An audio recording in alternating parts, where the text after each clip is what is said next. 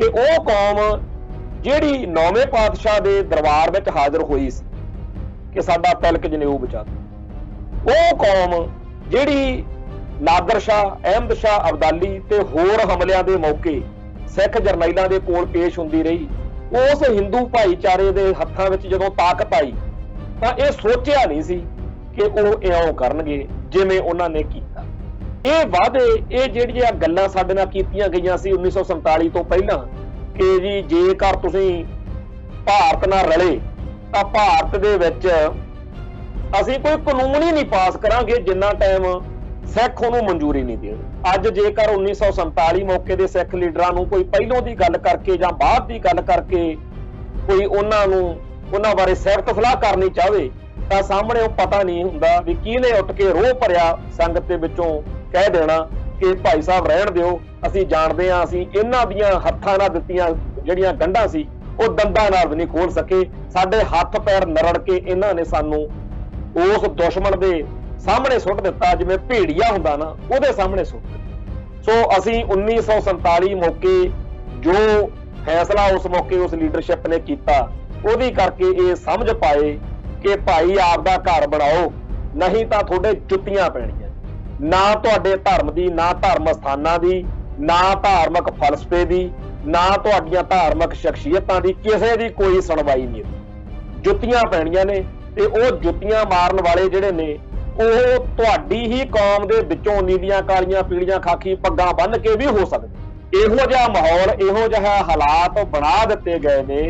कि भारतीय हुकूमती सिस्टम के बारे हरेक नूं चंगी तरह पता कि वह सिक्खी नूं मार रहा, सिखां नूं मार रहा, पंजाब नूं मार रहा, पर उन्हां तो जे कोई आस करे ये बिल्कुल झूठी गल है। TV 84 उत्ते प्रोग्राम खबर दी खबर देख रहे सारे दर्शकों नूं मैं सरबजीत सिंह घुमान फतेह अर्ज करदा जी। वाहिगुरू जी का खालसा, वाहिगुरू जी की फतेह।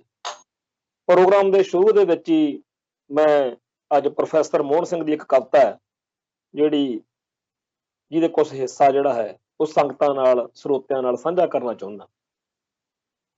ਇਹ ਕਵਿਤਾ ਦਾ ਸਿਰਲੇਖ ਆ ਸਿਪਾਹੀ ਦਾ ਦਿਲ, ਤੇ ਇਹ ਕਵਿਤਾ ਸਾਡੇ ਪੰਜਾਬ ਦੇ ਅਸਲ ਜਿਹੜਾ ਸਾਡੀ ਹਾਲਾਤ ਆ ਕਿ ਪੰਜਾਬ ਦੇ ਜੰਮਿਆਂ ਨੂੰ ਨਿਤ ਮੁਹਿੰਮ ਆ ਤੇ ਪੰਜਾਬ ਦੇ ਹਰ ਇੱਥੇ ਜਨਮ ਲੈਣ ਵਾਲੇ ਨੂੰ, ਜੰਮਣ ਵਾਲੇ ਨੂੰ ਹਰ ਵੇਲੇ ਜਦੋਂ ਉਹ ਜਵਾਨ ਹੋ ਜਾਂਦਾ ਉਦੋਂ ਉਹਨੂੰ ਇਸ ਗੱਲ ਦਾ ਹਰ ਵਕਤ ਚੇਤਾ ਰੱਖਣਾ ਚਾਹੀਦਾ ਕਿ ਮੈਨੂੰ ਅਣ ਹੋਈਆਂ ਜਿਹੜੀਆਂ ਅਣਸੋਚੀਆਂ, ਅਣਕਿਆਸੀਆਂ ਵਿਪਤਾਵਾਂ ਨੇ, ਸੰਤਾਪ ਨੇ, ਉਹਨਾਂ ਦੇ ਖਿਲਾਫ ਜੂਝਣਾ ਪੈਣਾ, ਲੜਨਾ ਪੈਣਾ, ਪੈਰ ਪੈਰ ਤੇ ਅੜਨਾ ਪੈਣਾ, ਹਰ ਕਦਮ ਤੇ ਦੁਸ਼ਮਣ ਟੱਕਰਨਾ ਤੇ ਦੋਸਤ ਦੇ ਰੂਪ ਚ ਵੀ ਟੱਕਰਨਾ, ਵੈਰੀ ਦੇ ਰੂਪ ਚ ਤਾਂ ਟੱਕਰਨਾ ਹੀ। ਇਹੋ ਜਿਹੇ ਮੌਕੇ ਜਿਹੜੀਆਂ ਸਾਡੀਆਂ ਪੰਜਾਬ ਦੀਆਂ ਧੀਆਂ ਨੇ, ਭੈਣਾਂ ਨੇ, ਮਾਵਾਂ ਨੇ, ਉਹਨਾਂ ਦੇ ਬਲਬਲੇ ਵੀ ਹੁੰਦੇ ਆ। ਖਾਸ ਤੌਰ ਦੇ ਉੱਤੇ ਇਸ ਕਵਿਤਾ ਦੇ ਵਿੱਚ ਪ੍ਰੋਫੈਸਰ ਮੋਹਨ ਸਿੰਘ ਨੇ ਇੱਕ ਸਿੰਘ ਦਾ ਜਿਹੜਾ ਜਿਗਰਾ ਤੇ ਹਾਲਾਤ ਆ ਉਹ ਬਿਆਨ ਕੀਤੇ ਆ, ਕਿਉਂਕਿ ਉਹ ਜੰਗ ਨੂੰ ਜਾਣ ਲਈ ਤਿਆਰ ਖੜਾ ਤੇ ਉਹਦੀ ਜਿਹੜੀ ਜੀਵਨ ਸਾਥਣ ਆ, ਉਹਦੀ ਸਿੰਘਣੀ ਆ, ਉਹਦੀ ਜਥੇਦਾਰਨੀ ਆ, ਉਹ ਉਹਨੂੰ ਘੋੜੇ ਦੀ ਬਾਗ ਫੜ ਕੇ ਕੋਈ ਗੱਲ ਕਰ ਰਹੀ ਹੈ। ਤੇ ਸਿਪਾਹੀ ਦਾ ਦਿਲ ਕਵਿਤਾ ਦੇ ਵਿੱਚ ਜਿਹੜੀ ਗੱਲ ਪ੍ਰੋਫੈਸਰ ਮੋਹਨ ਸਿੰਘ ਨੇ ਕਹੀ, ਬਾਗਾਂ ਛੱਡਦੇ ਹੰਝੂਆਂ ਵਾਲੀਏ ਨੀ, ਪੈਰ ਧਰਨ ਦੇ ਮੈਨੂੰ ਰਕਾਬ ਉੱਤੇ, ਸਾਡੇ ਦੇਸ਼ ਤੇ ਬਣੀ ਆ ਭੀੜ ਭਾਰੀ, ਟੁੱਟ ਪਏ ਨੇ ਵੈਰੀ ਪੰਜਾਬ ਉੱਤੇ, ਰੋ ਰੋ ਕੇ ਪਾਣੀ ਨਾ ਫੇਰ ਐਵੇਂ, ਮੇਰੇ ਸੋਹਣੇ ਪੰਜਾਬ ਦੀ ਆਬ ਉੱਤੇ, ਸਰੂ ਵਰਗੀ ਜਵਾਨੀ ਮੈਂ ਫੂਕਣੀ ਆ, ਬਹਿ ਗਏ ਭੂੰਡ ਜੇ ਆ ਕੇ ਗੁਲਾਬ ਉੱਤੇ। ਇਹ ਸਾਰੀ ਕਵਿਤਾ ਲੰਬੀ ਚੌੜੀ ਹੈ, ਉਹਦੇ ਐਂਡ ਜਿਹੜਾ ਅੰਤ ਵਾ ਕਵਿਤਾ ਦਾ ਉਹ ਪਹਿਰਾ ਜੇ ਪੜ੍ਹੀਏ, ਜੇ ਮੈਂ ਜੀਂਦਾ ਜਾਗਦਾ ਭਰਤ ਆਇਆ, ਜੇ ਮੈਂ ਜੀਂਦਾ ਜਾਗਦਾ ਭਰਤ ਆਇਆ, ਰੱਖ ਸਾਈਂ ਵੀ ਮੈਨੂੰ ਬੁਲਾ ਛੱਡੀ, ਨਹੀਂ ਤਾਂ ਪੁੱਤ ਜਦੋਂ ਮੇਰਾ ਜਵਾਨ ਹੋਇਆ, ਤੇਗ ਉਸ ਨੂੰ ਮੇਰੀ ਫੜਾ ਛੱਡੀ। ਇਹ ਜਿਹੜੀਆਂ ਆਖਰੀ ਲਾਈਨਾਂ ਨੇ ਤੇ ਜਿਹੜੀਆਂ ਸ਼ੁਰੂਆਤੀ ਲਾਈਨਾਂ ਨੇ, ਇਹ ਸਾਡੇ ਅੱਜ ਦੇ ਇਸ ਪ੍ਰੋਗਰਾਮ ਦੇ ਵਿੱਚ ਅਸੀਂ ਇਹਦੇ ਆਲੇ ਦੁਆਲੇ ਆਪਦੀ ਗੱਲ ਕਰਾਂਗੇ। ਜਦੋਂ ਅਸੀਂ ਅੱਖਾਂ ਖੋਲੀਆਂ, ਜਦੋਂ ਅਸੀਂ ਜਵਾਨ ਹੋ ਰਹੇ ਸੀ, ਉਦੋਂ 1984 ਦਾ ਵਰਤਾਰਾ ਸਾਰੀ ਸਿੱਖ ਜਵਾਨੀ ਨੂੰ ਡੰਗ ਚੁੱਕਿਆ ਸੀ ਤੇ ਸਾਰੇ ਦੇ ਸਾਰੇ ਸਿੱਖਾਂ ਨੂੰ ਉਸ ਮੌਕੇ ਇਹੀ ਲੱਗਦਾ ਸੀ ਕਿ ਸਾਡੀ ਸ਼ਰ੍ਹੇ ਬਾਜ਼ਾਰ ਪੱਗ ਲਾ ਦਿੱਤੀ ਗਈ ਤੇ ਹਰ ਸਿੱਖ ਨੂੰ ਕੌਮ ਲਈ, ਪੰਜਾਬ ਲਈ, ਪੰਥ ਲਈ ਲੜਨਾ ਮਰਨਾ ਚਾਹੀਦਾ। ਮੈਂ ਸਾਡੇ ਸੰਘਰਸ਼ ਦੇ ਜਿਹੜੇ ਚੋਟੀ ਦੇ ਜਰਨੈਲ ਜਿਹੜੇ ਇਸ ਵੇਲੇ ਵੀ ਸਾਡੇ ਵਿੱਚ ਹਾਜ਼ਰ ਨਾਜ਼ਰ ਨੇ, ਜਿਉਂਦੇ ਜਾਗਦੇ ਆ। ਭਾਈ ਦਲਜੀਤ ਸਿੰਘ ਬਿੱਟੂ, ਪ੍ਰੋਫੈਸਰ ਦਵਿੰਦਰਪਾਲ ਸਿੰਘ ਭੁੱਲਰ, ਭਾਈ ਰਣਜੀਤ ਸਿੰਘ ਕੁੱਕੀ, ਭਾਈ ਮਨਜਿੰਦਰ ਸਿੰਘ ਈਸੀ, ਲੌਂਗੋਵਾਲ ਕਾਂਡ ਵਾਲੇ ਭਾਈ ਗਿਆਨ ਸਿੰਘ ਲੀਲ ਤੇ ਹੋਰ ਬਹੁਤ ਸਾਰੀਆਂ ਸ਼ਖਸੀਅਤਾਂ ਨਾਲ ਪਿਛਲੇ ਸਮੇਂ ਵਿੱਚ ਜਦੋਂ ਵੀ ਚਰਚਾ ਕੀਤੀ ਹੈ, ਤਾਂ ਉਹਨਾਂ ਸਾਰਿਆਂ ਦਾ ਇਹ ਸਾਂਝਾ ਜਿਹਾ ਹੁੰਦਾ ਸੀ ਕਿ ਸਾਨੂੰ ਤਾਂ ਉਦੋਂ ਇਹੀ ਲੱਗਦਾ ਸੀ ਕਿ ਹੁਣ ਘਰਾਂ ਵਿੱਚ ਬੈਠੇ ਰਹਿਣਾ, ਘਰਾਂ ਵਿੱਚ ਬਹਿ ਕੇ ਪ੍ਰਸ਼ਾਦਾ ਪਾਣੀ ਛਕ ਲਓ, ਖਾ ਲਿਆ ਪੀ ਲਿਆ, ਇਹ ਕੋਈ ਲਾਈਫ ਨਹੀਂ ਹੈ। ਹੁਣ ਸਾਡੀ ਪੱਗ ਲੈ ਗਈ ਆ, ਹੁਣ ਸਾਡੀ ਅਣਖ ਤੇ ਗੈਰਤ ਦਾ ਸਵਾਲ ਆ, ਹੁਣ ਕੁਝ ਕਰਨਾ ਪੈਣਾ। ਤੇ ਇਸ ਮਾਹੌਲ ਦੇ ਵਿੱਚ ਜੋ ਕੁਝ ਠੀਕ ਲੱਗਿਆ ਸਾਡੀ ਪਿਛਲੀ ਪੀੜ੍ਹੀ ਨੇ ਕੀਤਾ, ਤੇ ਉਸ ਤੋਂ ਉਹ ਬਾਅਦ ਵਿੱਚ ਜਿਹੜੀ ਹੁਣ ਪੀੜ੍ਹੀ ਜਵਾਨ ਹੋਈ ਆ, ਉਹਦੇ ਲਈ ਇੱਕ ਵੰਗਾਰ ਜਿਹੜੀ ਆ ਉਹ ਪਿਛਲੀ ਪੀੜ੍ਹੀ ਛੱਡ ਕੇ ਗਈ ਹੈ। ਉਹ ਇਹੀ ਵੰਗਾਰ ਆ ਜਿਹੜੀ ਇਸ ਕਵਿਤਾ ਦੇ ਵਿੱਚ ਪ੍ਰੋਫੈਸਰ ਮੋਹਨ ਸਿੰਘ ਸਿਪਾਹੀ ਦਾ ਦਿਲ ਦੇ ਵਿੱਚ ਕਹਿੰਦੇ ਆ ਕਿ ਜੇ ਮੈਂ ਜੀਂਦਾ ਜਾਗਦਾ ਪਰਤ ਆਇਆ, ਰੱਖ ਸਾਈਂ ਦੀ ਮੈਨੂੰ ਬੁਲਾ ਛੱਡੀ, ਨਹੀਂ ਤਾਂ ਪੁੱਤ ਜਦੋਂ ਮੇਰਾ ਜਵਾਨ ਹੋਇਆ, ਤੇਗ ਉਸ ਨੂੰ ਮੇਰੀ ਫੜਾ ਛੱਡੀ। ਪੰਜਾਬ ਦੀ ਅੱਜ ਵਾਲੀ ਜਵਾਨੀ ਦੇ ਸਾਹਮਣੇ ਵੀ ਇੱਕ ਬਹੁਤ ਵੱਡੀ ਜਿਹੜੀ ਜੰਗ ਵਾ, ਇੱਕ ਬਹੁਤ ਵੱਡੀ ਲੜਾਈ ਜਿਹੜੀ ਆ ਉਹ ਫੇਰ ਖੜੀ ਹੋਈ ਆ। 1984 ਦੇ ਉਸ ਘਟਨਾਕ੍ਰਮ ਨੇ ਤਾਂ ਸਾਨੂੰ ਇੱਕ ਬਹੁਤ ਡੂੰਘੀ ਨੀਂਦ ਵਿੱਚੋਂ ਜਗਾਇਆ ਸੀ। ਅਸੀਂ ਬਹੁਤ ਗਾਫਲ ਹੋ ਗਏ ਸੀ। ਅਸੀਂ ਹਿੰਦੂ ਨੂੰ ਆਪਦਾ ਭਰਾ ਮੰਨ ਕੇ ਉਸ ਹਿੰਦੂ ਨੂੰ ਜਿਹੜਾ 5 ਸਦੀਆਂ ਤੋਂ ਸਾਡਾ ਵੈਰੀ ਬਣਿਆ ਹੋਇਆ, ਉਹ ਹਿੰਦੂ ਕੱਟੜਵਾਦ ਜਿਹੜਾ ਸਾਡੇ ਧਰਮ ਨੂੰ ਖਤਮ ਕਰਨ ਤੇ ਤੁਲਿਆ ਹੋਇਆ, ਜਿਹੜਾ ਸਾਡਾ ਬੋਲੀ ਧਰਮ ਤੇ ਸੱਭਿਆਚਾਰ ਨੂੰ ਰੋਲਣ ਤੇ ਤੁਲਿਆ ਹੋਇਆ, ਅਸੀਂ ਉਹਦੇ ਰਹਿਮੋ ਕਰਨ ਤੇ ਆ ਗਏ। 1947 ਤੋਂ ਬਾਅਦ ਇਹੋ ਜਿਹਾ ਮਾਹੌਲ ਬਣਿਆ, ਇਹੋ ਜਿਹੇ ਹਾਲਾਤ ਬਣੇ ਕਿ ਉਹ ਕੌਮ ਜਿਹੜੀ 9ਵੇਂ ਪਾਤਸ਼ਾਹ ਦੇ ਦਰਬਾਰ ਵਿੱਚ ਹਾਜ਼ਰ ਹੋਈ ਸੀ ਕਿ ਸਾਡਾ ਤਿਲਕ ਜਨੇਊ ਬਚਾ ਦਿਓ, ਉਹ ਕੌਮ ਜਿਹੜੀ ਨਾਦਰ ਸ਼ਾਹ, ਅਹਿਮਦ ਸ਼ਾਹ ਅਬਦਾਲੀ ਤੇ ਹੋਰ ਹਮਲਿਆਂ ਦੇ ਮੌਕੇ ਸਿੱਖ ਜਰਨੈਲਾਂ ਦੇ ਕੋਲ ਪੇਸ਼ ਹੁੰਦੀ ਰਹੀ। ਕੋਈ ਕਸੂਰ ਦੇ ਵਿੱਚ ਜੇਕਰ ਬ੍ਰਾਹਮਣੀ ਲੈ ਗਿਆ ਤਾਂ ਉਹ ਵੀ ਆ ਕੇ ਅਕਾਲ ਤਖਤ ਸਾਹਿਬ ਤੇ ਪੇਸ਼ ਹੁੰਦਾ ਰਿਹਾ। ਉਸ ਹਿੰਦੂ ਭਾਈਚਾਰੇ ਦੇ ਹੱਥਾਂ ਵਿੱਚ ਜਦੋਂ ਤਾਕਤ ਆਈ ਤਾਂ ਇਹ ਸੋਚਿਆ ਨਹੀਂ ਸੀ ਕਿ ਉਹ ਇਉਂ ਕਰਨਗੇ ਜਿਵੇਂ ਉਹਨਾਂ ਨੇ ਕੀਤਾ। ਕਦੇ ਨਹੀਂ ਸੀ ਇਹ ਸੋਚਿਆ ਕਿ ਇੰਨੀ ਅਕਿਰਤ ਘਣਤਾ ਦਿਖਾਉਣਗੇ, ਇੰਨਾ ਮਾੜਾ ਸਾਡੇ ਨਾਲ ਕਰਨਗੇ। ਸਾਨੂੰ ਤਾਂ ਸਾਡਾ ਕਸੂਰ ਵੀ ਨਹੀਂ ਸਮਝ ਲੱਗਦਾ। ਇਹ ਵਾਅਦੇ, ਇਹ ਜਿਹੜੀਆਂ ਗੱਲਾਂ ਸਾਡੇ ਨਾਲ ਕੀਤੀਆਂ ਗਈਆਂ ਸੀ 1947 ਤੋਂ ਪਹਿਲਾਂ ਕਿ ਜੀ ਜੇਕਰ ਤੁਸੀਂ ਭਾਰਤ ਨਾਲ ਰਲੇ ਤਾਂ ਭਾਰਤ ਦੇ ਵਿੱਚ ਅਸੀਂ ਕੋਈ ਕਾਨੂੰਨ ਹੀ ਨਹੀਂ ਪਾਸ ਕਰਾਂਗੇ ਜਿੰਨਾ ਟਾਈਮ ਸਿੱਖ ਉਹਨੂੰ ਮਨਜ਼ੂਰੀ ਨਹੀਂ ਦੇਣ। ਤੇ ਮਤਲਬ ਕਿ ਉੱਤਰੀ ਭਾਰਤ ਵਿੱਚ ਇੱਕ ਆਪਾਂ ਵੱਖਰਾ ਖਿੱਤਾ ਹੀ ਘੜ ਦੇਣਾ ਜਿੱਥੇ ਸਿੱਖ ਜਿਹੜੇ ਆ ਆਪਦੀ ਆਜ਼ਾਦੀ ਦਾ ਨਿੱਘ ਜਿਹੜਾ ਹੈਗਾ ਉਹ ਮਾਣ ਸਕਣ। ਪਰ 1947 ਤੋਂ ਬਾਅਦ ਜਦੋਂ ਸਿੱਖਾਂ ਨੇ ਕਿਹਾ ਹਾਂਜੀ ਕਰੀਏ, ਕਰੋ ਗੱਲ, ਫਿਰ ਕਹਿੰਦੇ ਜੀ ਅਬ ਵਕਤ ਬਦਲ ਗਿਆ ਹੈ। ਤੋਂ ਜਿਹੜੇ ਲੀਡਰਾਂ ਨੇ 1947 ਮੌਕੇ ਹਿੰਦੂ ਕਾਂਗਰਸੀ ਲੀਡਰਾਂ ਦੇ ਵਾਅਦਿਆਂ ਤੇ ਯਕੀਨ ਕਰਕੇ ਸਿੱਖ ਕੌਮ ਨੂੰ ਪਾਕਿਸਤਾਨ ਦੀ ਬਜਾਏ ਜਾਂ ਵੱਖਰਾ ਆਜ਼ਾਦ ਮੁਲਕ ਲੈਣ ਦੀ ਬਜਾਏ ਭਾਰਤ ਨਾਲ ਰਹਿਣ ਦਾ ਫੈਸਲਾ ਕੀਤਾ ਕਰਾਇਆ ਸੀ, ਉਹ ਸਿੱਖ ਲੀਡਰ ਜਿਹੜੇ ਆ ਉਹ ਸਦਾ ਲਈ ਖਲਨਾਇਕ ਬਣ ਗਏ। 1947 ਮੌਕੇ ਦੀ ਸਿੱਖ ਲੀਡਰਸ਼ਿਪ ਆ ਜਿਹੜੀ, ਉਹਦੀ ਜਿਹੜੀ ਪਹਿਲੋਂ ਦੀ ਜਾਂ ਉਹ ਤੋਂ ਬਾਅਦ ਦੀ ਸੱਚੀ ਸੁੱਚੀ ਘਾਲ ਕਮਾਈ ਜੇ ਹੈ, ਉਹ ਸਾਰੀ ਦੇ ਉੱਤੇ ਸਵਾਲੀਆ ਨਿਸ਼ਾਨ ਲੱਗ ਗਿਆ। ਅੱਜ ਜੇਕਰ 1947 ਮੌਕੇ ਦੇ ਸਿੱਖ ਲੀਡਰਾਂ ਨੂੰ ਕੋਈ ਪਹਿਲੋਂ ਦੀ ਗੱਲ ਕਰਕੇ ਜਾਂ ਬਾਅਦ ਦੀ ਗੱਲ ਕਰਕੇ ਕੋਈ ਉਹਨਾਂ ਬਾਰੇ ਸਿਫਤ ਸਲਾਹ ਕਰਨੀ ਚਾਹਵੇ ਤਾਂ ਸਾਹਮਣੇ ਉਹ ਪਤਾ ਨਹੀਂ ਹੁੰਦਾ ਵੀ ਕਿਹਨੇ ਉੱਠ ਕੇ ਰੋਹ ਭਰਿਆ ਸੰਗਤ ਦੇ ਵਿੱਚੋਂ ਕਹਿ ਦੇਣਾ ਕਿ ਭਾਈ ਸਾਹਿਬ ਰਹਿਣ ਦਿਓ, ਅਸੀਂ ਜਾਣਦੇ ਹਾਂ ਅਸੀਂ ਇਹਨਾਂ ਦੀਆਂ ਹੱਥਾਂ ਨਾਲ ਦਿੱਤੀਆਂ ਜਿਹੜੀਆਂ ਗੰਢਾਂ ਸੀ ਉਹ ਦੰਦਾਂ ਨਾਲ ਵੀ ਨਹੀਂ ਖੋਲ ਸਕੇ, ਸਾਡੇ ਹੱਥ ਪੈਰ ਨਰੜ ਕੇ ਇਹਨਾਂ ਨੇ ਸਾਨੂੰ ਉਸ ਦੁਸ਼ਮਣ ਦੇ ਸਾਹਮਣੇ ਸੁੱਟ ਦਿੱਤਾ, ਜਿਵੇਂ ਭੇੜੀਆ ਹੁੰਦਾ ਨਾ ਉਹਦੇ ਸਾਹਮਣੇ ਸੁੱਟ ਦਿੱਤਾ। ਸੋ 1947 ਤੋਂ 1984 ਤੱਕ ਜਿਹੜਾ ਵਕਤ ਲੰਘਿਆ ਉਹ ਤਾਂ ਲੰਘਿਆ, ਪਰ 1984 ਨੂੰ ਇੱਕ ਕਰਾਰੀ ਸੱਟ ਜਿਹੜੀ ਆ, ਜਿੱਦਣ ਅਕਾਲ ਤਖਤ ਸਾਹਿਬ ਤੇ ਦਰਬਾਰ ਸਾਹਿਬ ਤੇ ਫੌਜਾਂ ਨਾਲ ਟੈਂਕਾਂ ਤੋਪਾਂ ਨਾਲ ਹਮਲਾ ਕੀਤਾ, ਉਦੋਂ ਕਹਿਰ ਹੋ ਗਿਆ। ਸਿੱਖਾਂ ਦਾ ਰਿਸ਼ਤਾ ਜਿਹੜਾ ਇੱਕ ਤਰੀਕੇ ਨਾਲ ਭਾਰਤ ਨਾਲੋਂ ਸਦਾ ਸਦਾ ਲਈ ਟੁੱਟ ਗਿਆ। ਹਾਲਾਤ ਬਦਲ ਗਏ। ਬੰਦੇ 1984 ਤੋਂ ਪਹਿਲਾਂ ਜਿਹੜੇ ਬਹੁਤੇ ਕਈ ਲੋਕ ਸੀ ਜਿਹੜੇ ਸੰਤ ਭਿੰਡਰਾਂ ਵਾਲਿਆਂ ਨੂੰ ਉਦੋਂ ਪਹਿਲਾਂ ਪਸੰਦ ਨਹੀਂ ਸੀ ਕਰਦੇ। ਉਦੋਂ ਪਹਿਲਾਂ ਬੜੇ ਲੋਕ ਸੀ ਜਿਹੜੇ ਦਲ ਖਾਲਸਾ ਜਾਂ ਹੋਰ ਖਾਲਿਸਤਾਨੀ ਜਥੇਬੰਦੀਆਂ ਨੂੰ ਨੈਗੇਟਿਵ ਤਰੀਕੇ ਨਾਲ, ਨਾਵਾਚਕ ਨਜ਼ਰੀਏ ਨਾਲ ਦੇਖਦੇ। ਪਰ 1984 ਨੂੰ 6 ਜੂਨ ਨੂੰ ਜੋ ਕੁਝ ਵਾਪਰਿਆ, ਉਸ ਤੋਂ ਬਾਅਦ ਵਿੱਚ ਹਰ ਸਿੱਖ ਜਿਹੜਾ ਸੀ ਉਹ ਇੱਕ ਗੱਲ ਤੇ ਆ ਗਿਆ ਕਿ ਖਾਲਿਸਤਾਨ ਬਿਨਾਂ ਗੁਜ਼ਾਰਾ ਨਹੀਂ। ਮੈਂ ਅੱਗੇ ਵੀ ਕਈ ਵਾਰ ਗੱਲ ਇਹ ਆਖੀ, ਅੱਜ ਫੇਰ ਕਹਿਣਾ ਕਿ ਅਸੀਂ ਇਸ ਗੱਲ ਨੂੰ, ਸਾਨੂੰ ਦੁੱਖ ਤਾਂ ਬੜਾ ਕਿ 1947 ਮੌਕੇ ਸਾਡੇ ਲੀਡਰਾਂ ਨੇ ਇਹ ਵਾਅਦਿਆਂ ਤੇ ਯਕੀਨ ਕਰਕੇ, ਲਾਰਿਆਂ ਤੇ ਯਕੀਨ ਕਰਕੇ ਹਿੰਦੂ ਨਾਲ ਰਲਣ ਦਾ ਫੈਸਲਾ ਕੀਤਾ। ਪਰ ਅਸੀਂ ਇਤਿਹਾਸ ਵਿੱਚ ਮੁਸਲਮਾਨਾਂ ਨੂੰ, ਇਸਲਾਮ ਨੂੰ ਦੇਖ ਚੁੱਕੇ ਸੀ ਕਿ ਜਦੋਂ ਉਹਨਾਂ ਦੇ ਹੱਥ 'ਚ ਤਾਕਤ ਆਉਂਦੀ ਆ ਤਾਂ ਉਹ ਕੀ ਕਰਦੇ। ਅਸੀਂ ਗੋਰਿਆਂ ਨੂੰ, ਅੰਗਰੇਜ਼ਾਂ ਨੂੰ ਵੀ ਦੇਖ ਚੁੱਕੇ ਸੀ। ਸਾਡਾ ਹਿੰਦੂ ਬਾਰੇ ਵਹਿਮ ਰਹਿ ਜਾਣਾ ਸੀ ਜੇਕਰ 1947 ਮੌਕੇ ਸਾਡੇ ਭਰਾ, ਸਾਡੇ ਲੀਡਰ ਇਹ ਗੱਲ ਨਾ ਕਰਦੇ। ਸੋ ਅਸੀਂ 1947 ਮੌਕੇ ਜੋ ਫੈਸਲਾ ਉਸ ਮੌਕੇ ਉਸ ਲੀਡਰਸ਼ਿਪ ਨੇ ਕੀਤਾ, ਉਹਦੀ ਕਰਕੇ ਇਹ ਸਮਝ ਪਾਏ ਕਿ ਭਾਈ ਆਪਦਾ ਘਰ ਬਣਾਓ, ਨਹੀਂ ਤਾਂ ਤੁਹਾਡੇ ਜੁੱਤੀਆਂ ਪੈਣੀਆਂ। ਨਾ ਤੁਹਾਡੇ ਧਰਮ ਦੀ, ਨਾ ਧਰਮ ਸਥਾਨਾਂ ਦੀ, ਨਾ ਧਾਰਮਿਕ ਫਲਸਫੇ ਦੀ, ਨਾ ਤੁਹਾਡੀਆਂ ਧਾਰਮਿਕ ਸ਼ਖਸੀਅਤਾਂ ਦੀ, ਕਿਸੇ ਦੀ ਕੋਈ ਸੁਣਵਾਈ ਨਹੀਂ।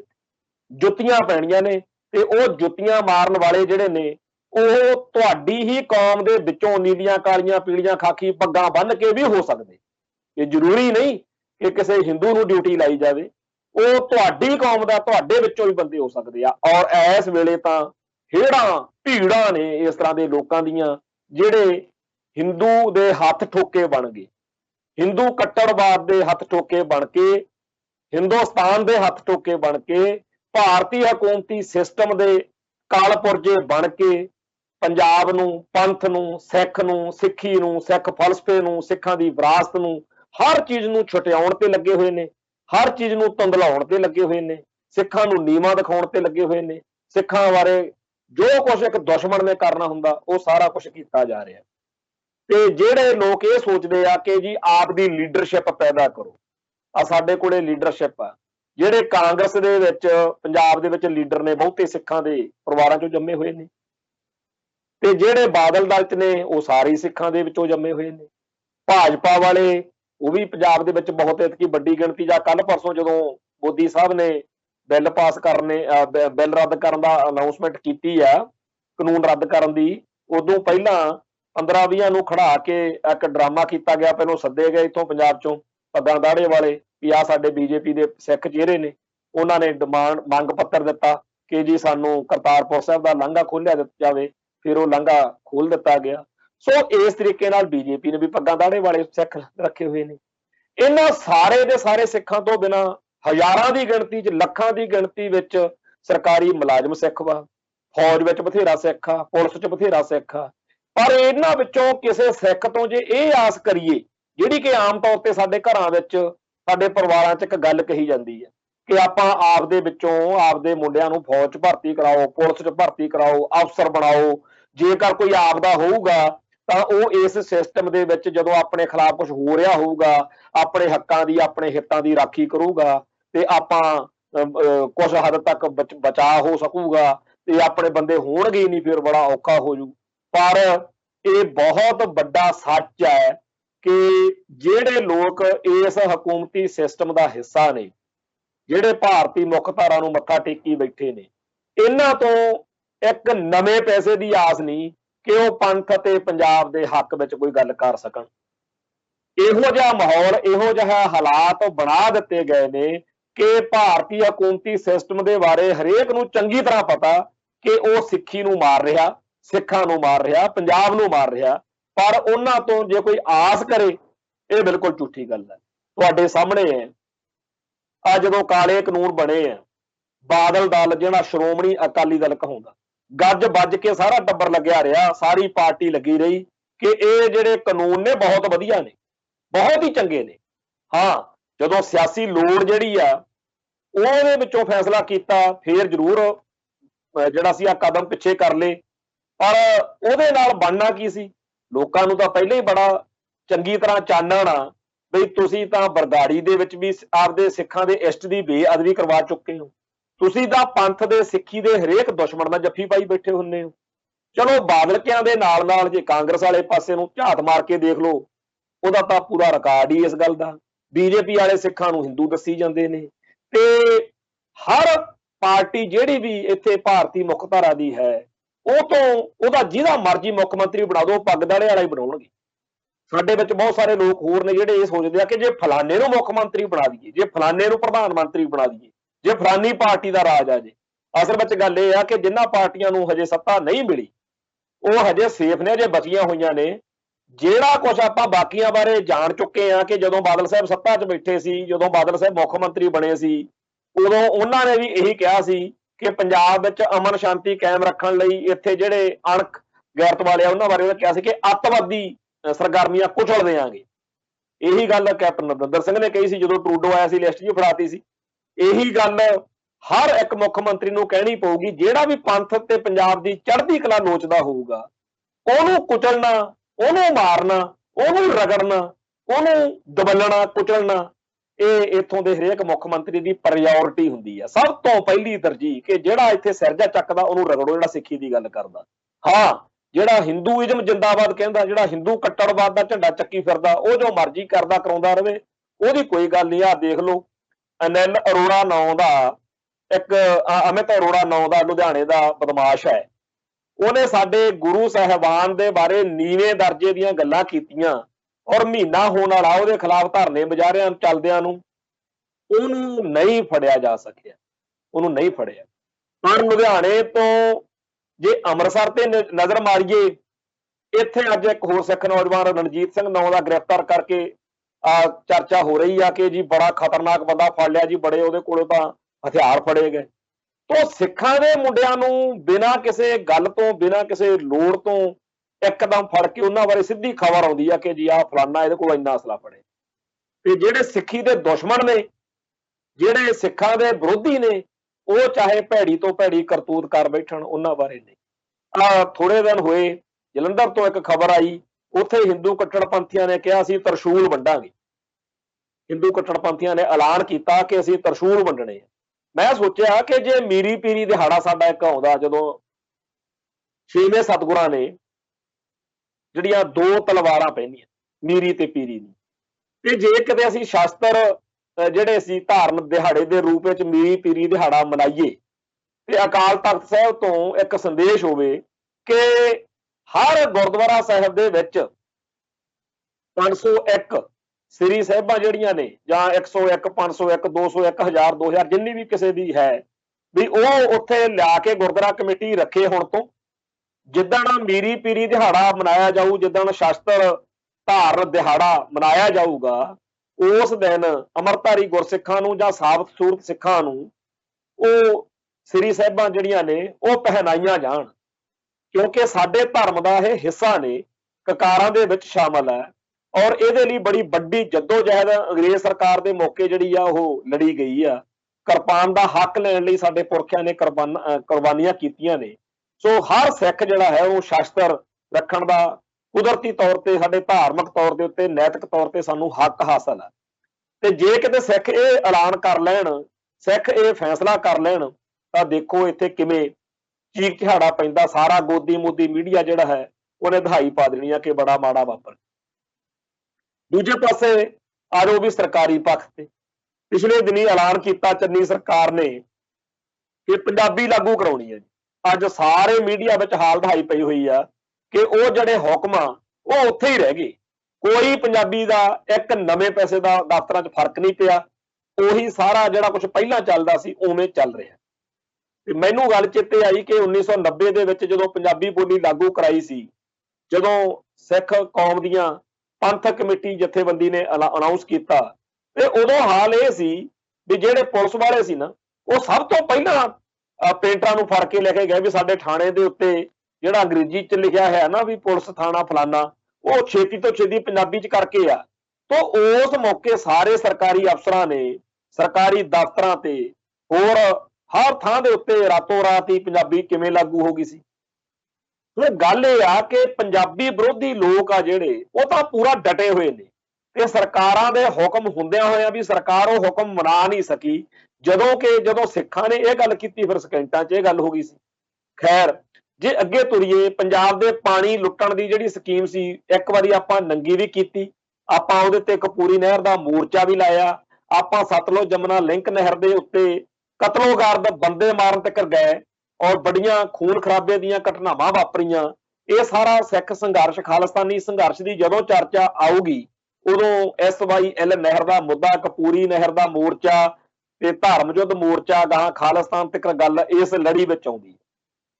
ਤੇ ਅੱਜ ਆਪਾਂ ਨੂੰ ਇਸ ਗੱਲ ਦਾ ਜ਼ਰੂਰ ਚੇਤਾ ਰੱਖਣਾ ਚਾਹੀਦਾ ਕਿ ਪੰਜਾਬ ਦੇ ਦਰਿਆਈ ਪਾਣੀ ਤਾਂ ਅਗਲਿਆਂ ਨੇ ਲੁੱਟ ਹੀ ਲਏ, ਜਿਵੇਂ ਮਰਜ਼ੀ ਲੁੱਟੇ। ਇੱਕ ਤਾਂ ਜਿਹੜੀਆਂ ਰਾਜਸਥਾਨ ਨੂੰ ਨਹਿਰਾਂ ਬਣਾ ਕੇ ਪਾਣੀ ਦੇਤਾ, ਹਰਿਆਣੇ ਨੂੰ ਪਾਣੀ ਦੇਤਾ, ਫਿਰ ਪਿੱਛੇ ਦੱਸਦੇ ਆ ਕਿ ਹਿਮਾਚਲ ਦੇ ਵਿੱਚ ਥੱਲੇ ਥੱਲੇ ਦੀ ਜਿਹੜੀਆਂ ਪਾਣੀ ਕੱਢ ਕੇ ਪੰਜਾਬ ਨੂੰ ਜਿਹੜਾ ਪਾਣੀ ਆਉਣਾ ਸੀ ਉਹਨੂੰ ਰਸਤੇ ਦੇ ਵਿੱਚ ਹੀ ਚੋਰਾ ਲਿਆ ਗਿਆ, ਚੋਰੀ ਕਰ ਲਿਆ ਗਿਆ।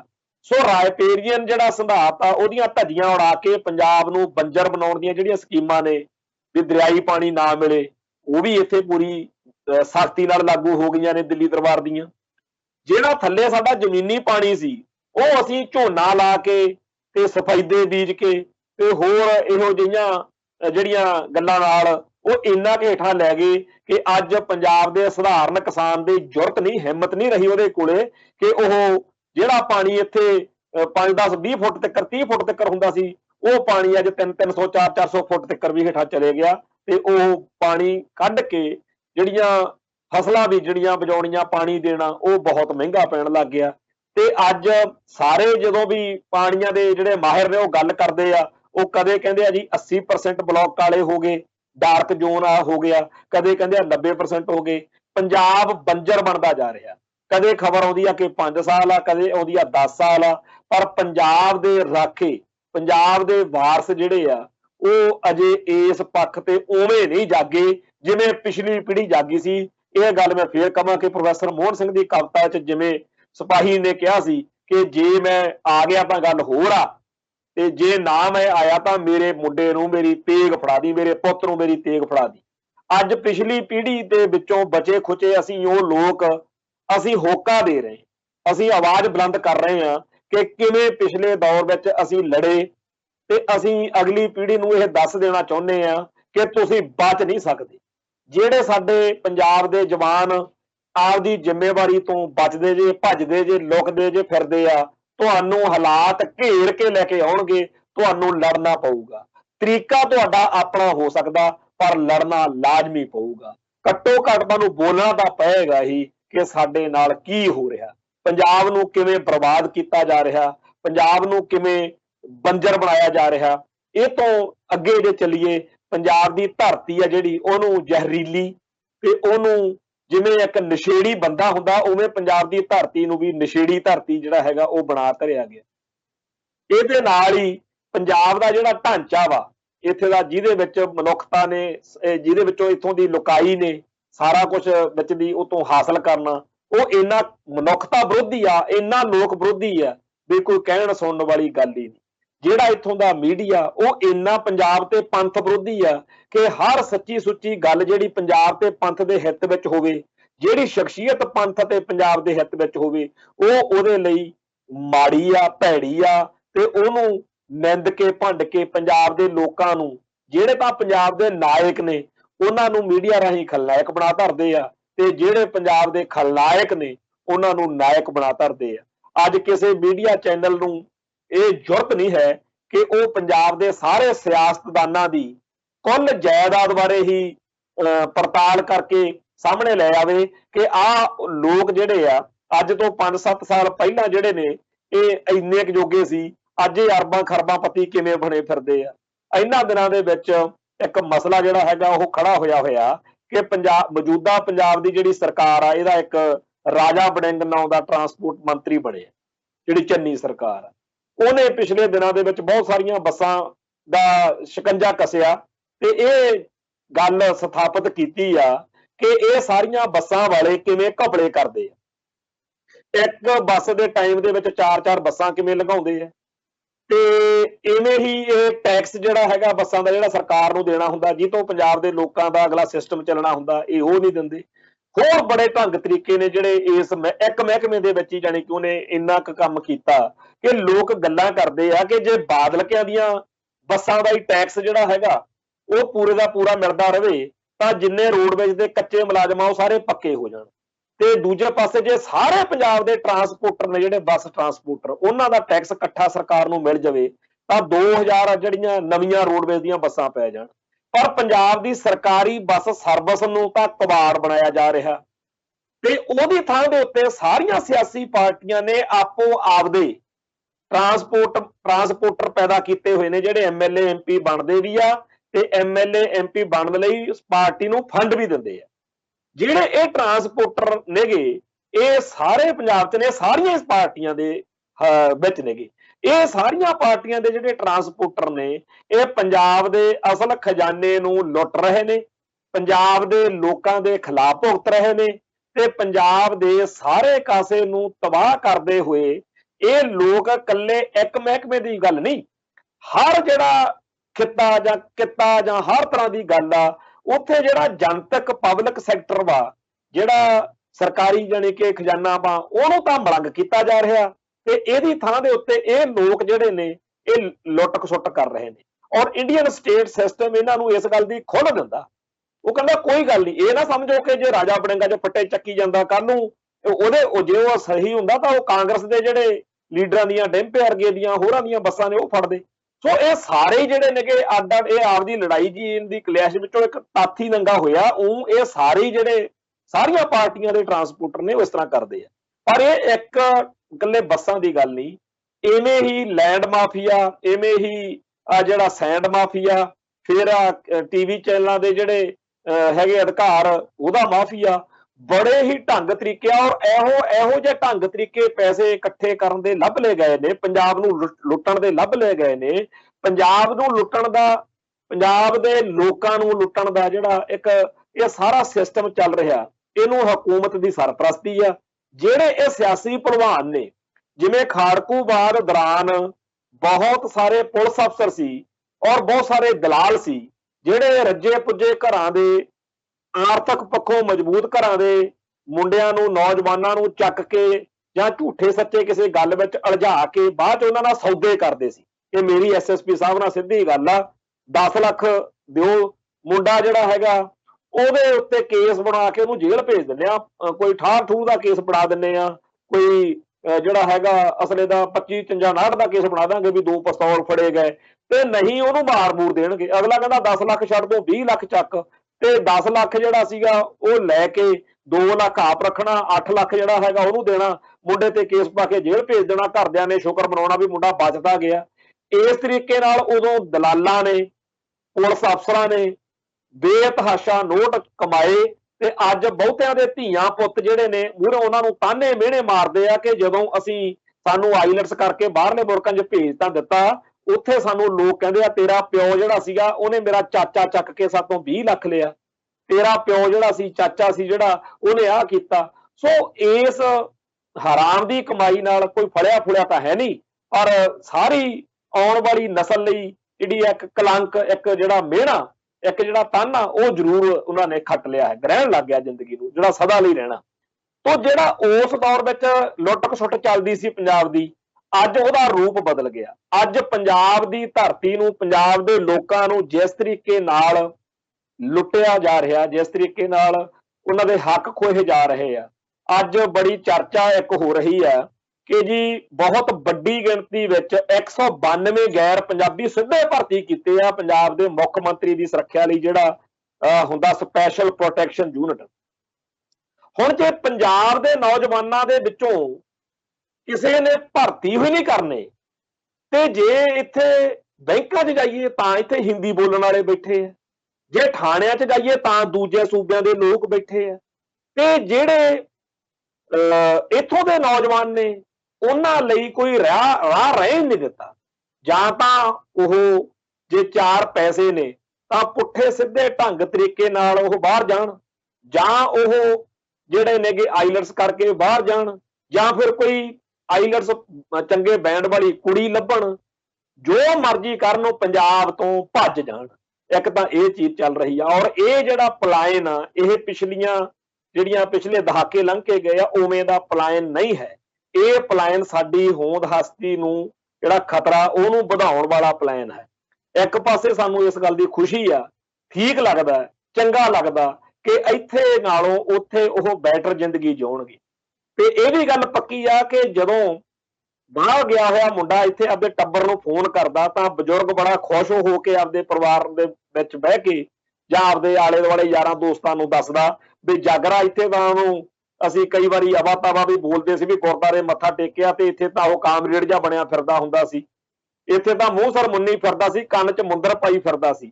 ਪਰ ਹੁਣ ਉਹ ਉੱਥੇ ਦੱਸਦਾ ਵੀ ਮੈਂ ਗੁਰਦੁਆਰਾ ਸਾਹਿਬ ਵੀ ਜਾਣਾ, ਉੱਥੇ ਉਹ ਜਿਹੜੀਆਂ ਪੰਥਕ ਅਤੇ ਖਾਲਿਸਤਾਨੀ ਸਰਗਰਮੀਆਂ ਨੇਗੀਆਂ ਉਹਨਾਂ 'ਚ ਵੀ ਸ਼ਾਮਲ ਹੁੰਦਾ। ਹੁਣ ਉਹ ਬਾਹਰ ਜਾ ਕੇ ਦਾੜਾ ਕੇਸ ਵੀ ਰੱਖ ਲਿਆ, ਹੁਣ ਤਾਂ ਕਹਿੰਦਾ ਮੈਂ ਅੰਮ੍ਰਿਤਪਾਨ ਵੀ ਕਰ ਲੈਣਾ। ਬਾਹਰ ਜਾ ਕੇ ਉਹਦੇ ਅੰਦਰ ਘਰ ਪ੍ਰਤੀ, ਕੌਮ ਪ੍ਰਤੀ, ਪੰਥ ਪ੍ਰਤੀ, ਪੰਜਾਬ ਪ੍ਰਤੀ ਇੱਕ ਸੰਵੇਦਨਾ ਵੀ ਜਾਗੀ ਆ ਤੇ ਉਹਦੇ ਮਨ ਵਿੱਚ ਆਪਦੇ ਫਰਜ਼ਾਂ ਦਾ ਅਹਿਸਾਸ ਵੀ ਜਾਗਿਆ। ਜਦੋਂ ਅਸੀਂ ਇਹੋ ਜਿਹੀਆਂ ਗੱਲਾਂ ਸੁਣਦੇ ਹਾਂ ਉਦੋਂ ਸਾਨੂੰ ਬੜਾ ਚੰਗਾ ਲੱਗਦਾ ਕਿ ਬਾਹਰ ਜਾ ਕੇ ਸਾਡੇ ਬੱਚੇ, ਸਾਡੇ ਜਿਹੜੀ ਆਉਣ ਵਾਲੀ ਨਸਲ ਆ ਸਾਡੀ, ਉਹ ਕਿਸੇ ਚੰਗੇ ਪਾਸੇ ਜਾਂਦੀ ਆ ਤੇ ਉੱਥੇ ਜਾ ਕੇ ਧਰਮ ਨਾਲ ਜੁੜਦੀ ਆ, ਉੱਥੇ ਜਾ ਕੇ ਉਹਨੂੰ ਚੰਗਾ ਜੀਵਨ ਮਿਲਦਾ।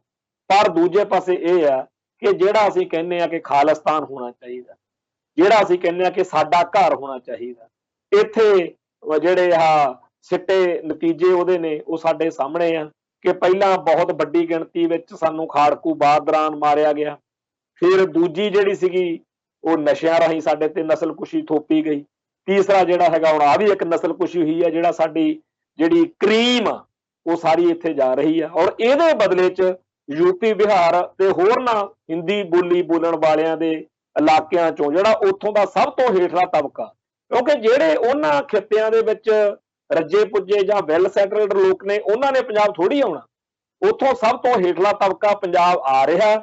ਇੱਥੇ ਜਿਹੜਾ ਜਿਹਦਾ ਦਿਮਾਗ ਚੱਲਦਾ, ਜਿਹਨੂੰ ਕਹਿੰਦੇ ਆ ਬ੍ਰੇਨ ਡਰੇਨ, ਇੱਥੋਂ ਚੰਗਾ ਜਿਹੜਾ ਵਕੀਲ, ਇੰਜੀਨੀਅਰ, ਡਾਕਟਰ ਕੁਝ ਬਣ ਸਕਦਾ, ਜਿਹੜਾ ਆਈਲੈਟਸ ਕਲੀਅਰ ਕਰ ਸਕਦਾ, ਉਹ ਜਾ ਰਿਹਾ। ਸੋ ਇਹ ਸਾਰੇ ਪੱਖਾਂ ਤੋਂ ਜਦੋਂ ਅਸੀਂ ਦੇਖਦੇ ਹਾਂ ਉਦੋਂ ਫਿਰ ਇੱਧਰ ਨੂੰ ਪੰਜਾਬ ਵੱਲ ਨੂੰ ਧਿਆਨ ਜਾਂਦਾ ਤਾਂ ਪੰਜਾਬ ਨੂੰ ਲੁੱਟਣ ਵਾਲੇ ਜਿਹੜੇ ਆ ਲਟੇਰੇ ਨੇ ਟੁੱਟ ਪਏ ਨੇ ਵੈਰੀ ਪੰਜਾਬ ਉੱਤੇ। ਤੇ ਪੰਜਾਬ ਨੂੰ ਲੁੱਟਣ ਲਟਾਉਣ ਦੇ ਲਈ ਆ ਜਿਹੜੇ ਬਾਹਰਲੇ ਸੂਬਿਆਂ ਦੀਆਂ ਭਰਤੀਆਂ ਕਰਦੇ ਆ, ਇਹ ਆਹੀ ਉਹ MLA MP ਨੇ ਜਿਹੜੇ ਇੱਥੇ ਸਾਨੂੰ ਕਹਿੰਦੇ ਆ ਕਿ ਅਸੀਂ ਤਾਂ ਜੀ ਪੰਜਾਬ ਦੀ ਚੜ੍ਹਦੀ ਕਲਾ ਲਈ ਪੰਜਾਬ ਨੂੰ ਸਮਰਪਿਤ ਹਾਂ। ਇਹ ਉਹ ਲੋਕ ਨੇ ਜਿਹੜੇ ਸਦਾ ਸਾਡੇ ਕੋਲੇ ਸਾਡੀਆਂ ਟੈਲੀਵਿਜ਼ਨ ਤੇ ਡਿਬੇਟਾਂ 'ਚ ਆਪਦੇ ਆਪ ਨੂੰ ਪੰਥ ਦੇ ਸਭ ਤੋਂ ਚਹੇਤੇ ਦਰਸਾਉਣ ਦਾ ਯਤਨ ਕਰਦੇ ਰਹਿੰਦੇ ਆ। ਸੋ ਇਹਨਾਂ ਲੋਕਾਂ ਦੇ ਹੱਥਾਂ 'ਚ ਪੰਜਾਬ ਸੁਰੱਖਿਅਤ ਨਹੀਂ, ਪੰਥ ਤਾਂ ਕਦੇ ਵੀ ਸੁਰੱਖਿਅਤ ਨਹੀਂ। ਇਹਨਾਂ ਲੋਕਾਂ ਤੋਂ ਪੰਥ ਅਤੇ ਪੰਜਾਬ ਨੂੰ ਬਚਾਉਣ ਵਾਲੇ ਉਹ ਲੋਕ ਕਿੱਥੇ ਆ, ਉਹ ਸੂਰਮੇ ਕਿੱਥੇ ਆ ਜਿਨ੍ਹਾਂ ਬਾਰੇ ਉਹ ਕਵਿਤਾ ਦੇ ਵਿੱਚ ਜਿਵੇਂ ਪ੍ਰੋਫੈਸਰ ਮੋਹਨ ਸਿੰਘ ਨੇ ਲਿਖਿਆ ਕਿ ਮੇਰੀ ਤੇਗ ਆ ਜਿਹੜੀ ਉਹ ਮੇਰੇ ਪੁੱਤ ਨੂੰ ਫੜਾ ਦੀ। ਸੋ ਜਿਹੜੀ ਅਗਲੀ ਪੀੜ੍ਹੀ ਹੈ ਉਹਦੇ ਸਾਹਮਣੇ ਇੱਕ ਵੰਗਾਰ ਆ, ਇੱਕ ਉਹਦੇ ਸਾਹਮਣੇ ਚੁਣੌਤੀ ਆ, ਇੱਕ ਚੈਲੰਜ ਆ ਕਿ ਆਪਦੇ ਹੱਕਾਂ ਦੀ ਤੇ ਬੇਇਨਸਾਫੀ ਦੇ ਖਿਲਾਫ ਜਿਹੜੀ ਇਹ ਲੜਾਈ ਆ, ਇਹ ਜਿਹੜੀ ਜੰਗ ਆ, ਇਹ ਤੁਹਾਨੂੰ ਲੜਨੀ ਪੈਣੀ, ਤੁਸੀਂ ਇਹਦੇ ਤੋਂ ਭੱਜ ਨਹੀਂ ਸਕਦੇ। ਇਹ ਜੰਗ ਜਿਹੜੀ ਆ ਇਹਨੂੰ ਲੜਨ ਦੇ ਲਈ ਤੁਸੀਂ ਆਲੇ ਟਾਲੇ ਜਿੰਨੇ ਮਰਜ਼ੀ ਮਾਰ ਲਓ, ਪਰ ਹਾਲਾਤ ਸਮਾਂ ਤੁਹਾਨੂੰ ਘੇਰ ਕੇ ਲਿਆਏਗਾ ਤੇ ਇਹ ਲੜਾਈ ਤੁਹਾਡੀ ਪੁਰਖਿਆਂ ਤੋਂ ਸਦੀਆਂ ਤੋਂ ਚੱਲਦੀ ਆ ਰਹੀ ਆ। ਚੇਤੇ ਰੱਖੋ, ਜਿਸ ਦਿਨ ਬਾਬਰ ਨੂੰ ਜਾਬਰ ਕਿਹਾ ਸੀ, ਉਸ ਤੋਂ ਪਹਿਲਾਂ ਜਦੋਂ ਜਨੇਊ ਪਾਉਣ ਤੋਂ ਇਨਕਾਰ ਕੀਤਾ ਸੀ, ਉਦੋਂ ਤੋਂ ਹੀ ਬੇਇਨਸਾਫੀਆਂ ਦੇ ਖਿਲਾਫ ਤੇ ਸਰਬੱਤ ਦੇ ਭਲੇ ਦੇ ਹੱਕ ਵਿੱਚ ਜੋ ਸੰਘਰਸ਼ ਸਾਡੇ ਧਰਮ ਦਾ ਹੈ ਉਹ ਝੰਡਾ ਸਦਾ ਬੁਲੰਦ ਰੱਖਣਾ ਸਾਡਾ ਫਰਜ਼ ਹੈ। ਤੇ ਆਓ ਆਪਾਂ ਉਹਨਾਂ ਸਾਰੇ ਆਪਦੇ ਵੱਡੇ ਵਡੇਰਿਆਂ ਨੂੰ ਚੇਤੇ ਕਰਦੇ ਹੋਈਏ ਅਹਿਦ ਕਰੀਏ ਕਿ ਅਸੀਂ ਹੱਕ ਸੱਚ ਦੀ ਇਹ ਲੜਾਈ ਸਦਾ ਜਾਰੀ ਰੱਖਾਂਗੇ। ਅੱਜ ਲਈ ਇੰਨਾ ਹੀ ਕਾਫੀ, ਫੇਰ ਮਿਲਾਂਗੇ। ਨਾਨਕ ਨਾਮ ਚੜ੍ਹਦੀ ਕਲਾ ਤੇਰੇ ਪਾਣੇ, ਸਰਬੱਤ ਦਾ ਭਲਾ। ਵਾਹਿਗੁਰੂ ਜੀ ਕਾ ਖਾਲਸਾ, ਵਾਹਿਗੁਰੂ ਜੀ ਕੀ ਫਤਿਹ।